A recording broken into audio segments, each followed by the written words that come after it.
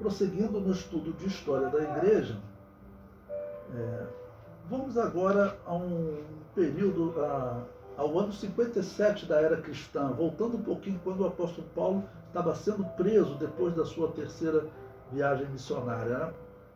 Bom, e ocorre na história um julgamento de uma mulher chamada Pompônia, que ela foi acusada de ser cristã. Eu achei significativo porque o ano 57 ainda não existe perseguição de Nero. A perseguição de Nero vai começar em 64. Mas esse historiador, ele diz que o marido, vamos dizer, entregou a mulher para ser julgada. É um historiador chamado Tácito, tá bom? Um historiador romano conhecido. Ele diz que ela foi apresentada ao marido, às autoridades, dizendo que ela teria se convertido, tá bom, ao cristianismo. E isso, vamos dizer, então, pelo menos os pagãos já viam o cristianismo como algo que eles deveriam evitar. Por quê?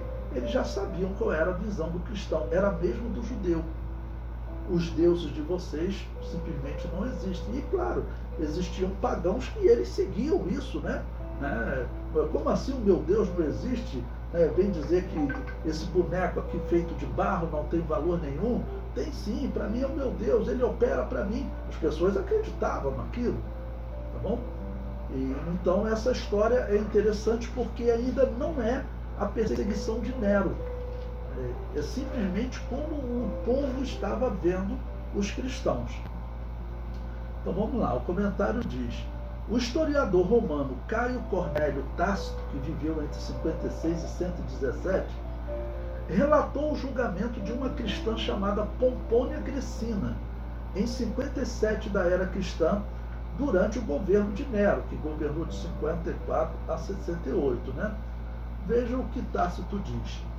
Pompônia Grecina, dama da alta sociedade, esposa de Aulo Plaucio, que fez jus, como já mencionado, a vocação com sua campanha contra a Grã-Bretanha, né? Ou seja, a conquista da Inglaterra, lutando lá na Inglaterra, que era pagã nesse período, né? Eram os bárbaros que ocupavam aquela região, foi acusada de aderir a uma superstição importada. Olha só, o próprio marido a entregou. Seguindo precedentes antigos, apresentou aos membros da família o caso que envolvia a condição legal e a dignidade da esposa. Ela foi declarada inocente. Uma pausa aqui para a gente poder meditar nessa questão. Ela foi declarada inocente. Nós vamos encontrar, irmãos, infelizmente, muita história de cristãos que eles negaram a fé na hora da perseguição. Tá bom? Tem muita história bonita de cristãos que foram fiéis até a morte, mas infelizmente teve alguns que negaram. Essa mulher, ela foi declarada inocente, significa que ela negou, tá bom? Ela negou. E veja o que vai acontecer com ela depois disso, né? Diz: Pompônia, porém, passou a transcorrer sua longa vida em constante melancolia. Morta Júlia, filha de Druso, viveu ainda 40 anos trajando luto e fartando-se de tristeza. Sua absolvição, ocorrida em dias de Nero Cláudio, veio a ser-lhe motivo de glória. Conjecturou-se que esta superstição importada não era outra senão o cristianismo. Bom, nós não temos detalhes sobre a vida dessa pessoa, nenhum outro historiador falou sobre ela, né? Mas ela poderia ser uma pessoa que estaria se aproximando do cristianismo. O marido descobriu e aí levou ela à justiça e ela teria negado, ou talvez teria sido por outro motivo, talvez até o marido inventando, não sabemos. Não? Mas só a história de alguém ser levado e ser julgado por ter uma religião diferente da religião do Império já é uma questão para nós analisarmos. E vamos aproveitar aqui para comparar mais uma vez com a história de Israel.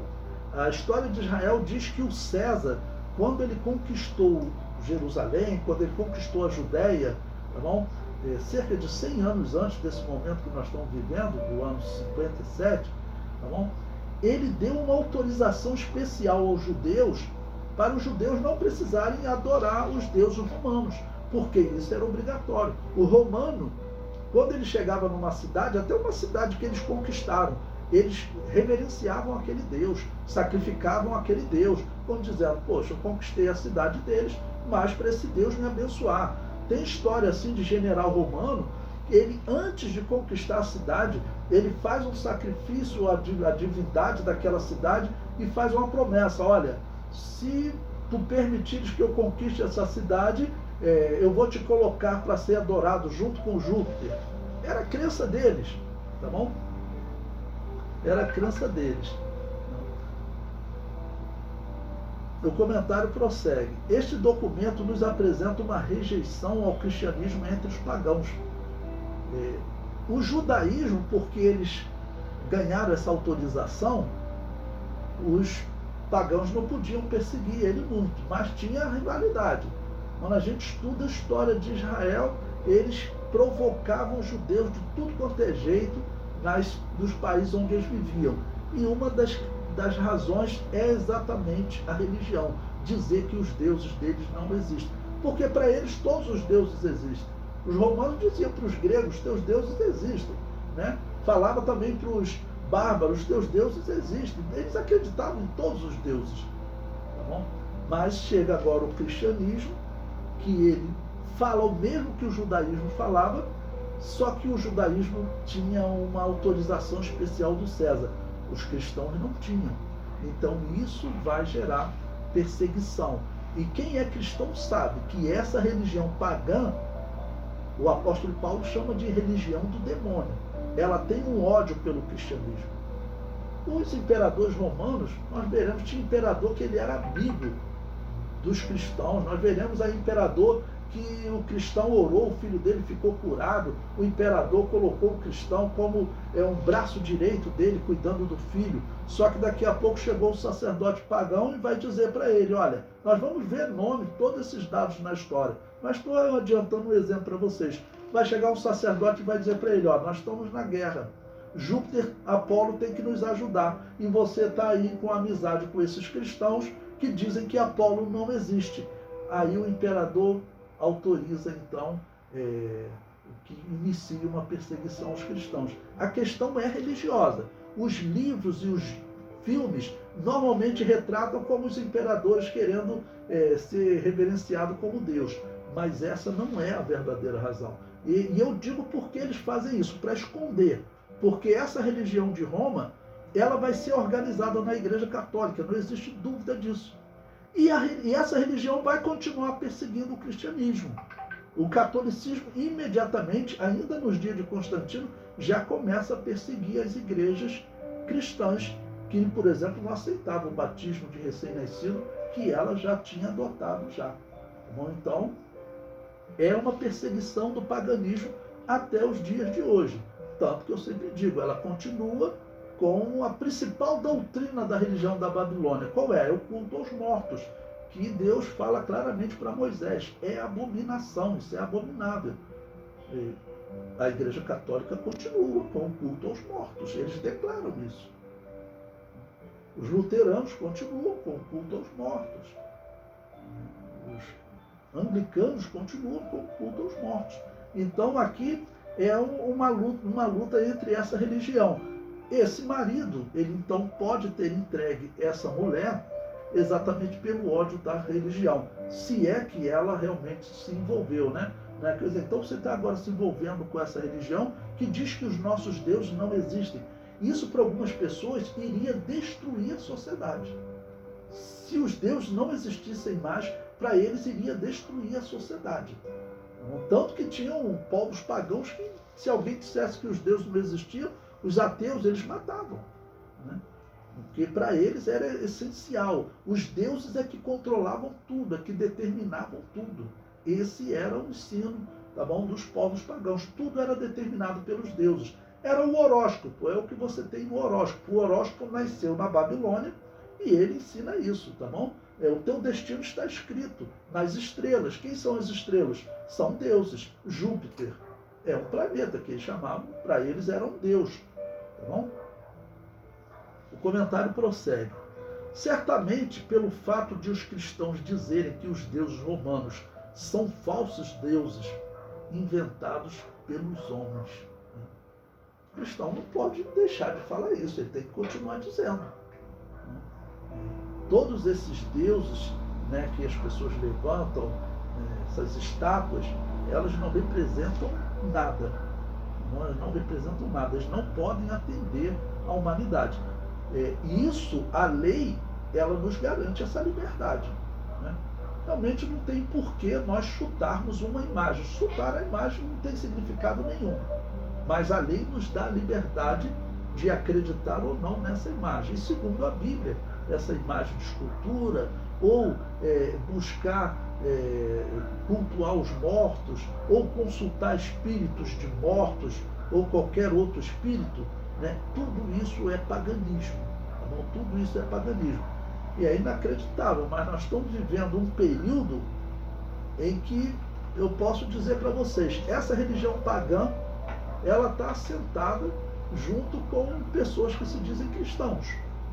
Na Igreja Católica, no hinduísmo, no shintoísmo, que tem diversas igrejas e até a Assembleia de Deus participando. Eu já falei para vocês, procurem lá no site Somos Um, tá bom? Que é um site exatamente que está falando da união dessas religiões. A religião que pratica o culto aos mortos, que é o catolicismo, e tem igrejas evangélicas lá, mais de uma, né? Mais de uma igreja evangélica está listada lá. Isso daí mostra realmente como essas igrejas estão desviadas, né? Aquilo que era uma tremenda heresia que o apóstolo Paulo combatia, o culto a Diana dos Efésios, o culto a Semíramis, eles só mudaram o nome, é o culto a Maria, e todo mundo está praticando hoje. Né? Estão voltando para a igreja, abraçando a igreja católica, fazendo aliança com a igreja católica, vão adorar Maria, na verdade vão estar adorando Diana dos Efésios e Semíramis. Sem sombra de dúvida, é o que a história deixa muito claro. Interessante, irmãos, falar uma coisa aqui importante para vocês. A nossa geração, ela é uma geração extremamente privilegiada em termos de conhecimento. Nem se compara a 50 anos atrás, outra geração, nem se compara. Tudo que é falado, por exemplo, a nossa geração é a primeira geração a ter o universo nas mãos, você poder ver o movimento do universo, né? E outras questões que estão vindo à tona. Por exemplo, o islamismo. Eles dizem que Jerusalém não é mais uma cidade santa para eles. Historiadores sérios. Por quê? Porque eles foram estudando a história, eles viram que aquela história que Maomé ascendeu ao céu de Jerusalém, ela surgiu 300, 400 anos depois da morte de Maomé. Ou seja, não tem como uma história que só vai ser contada 400 anos depois. Ou seja, isso não é verdade. Então, os árabes eles estão abandonando aquele apego a Jerusalém. Ou seja, isso foi o que a história provou. E muitas outras coisas que estão sendo esclarecidas pela história. E tem um ponto importante que a Igreja de Jesus, ela tem que falar para a história. O que nós vamos dizer? Que essa Igreja Católica, ela é a verdadeira Igreja de Jesus, mesmo praticando o culto aos mortos de Constantino até os dias de hoje, né, porque ela vai começar a praticar o culto aos mortos nos dias de Constantino, acreditar em purgatório, né, todo esse paganismo é a partir de Constantino. Todos os protestantes dizem que sim, que ela é a Igreja de Jesus. Então, Calvino, na sua obra As Institutas, ele fala claramente, praticar culto aos mortos, oração aos mortos é paganismo. Mas eu não sei explicar, diz Calvino, como que a igreja cristã praticou esse paganismo desde os primórdios. Não, desde os primórdios, a partir de Constantino. E ele não sabe explicar porque isso é inexplicável.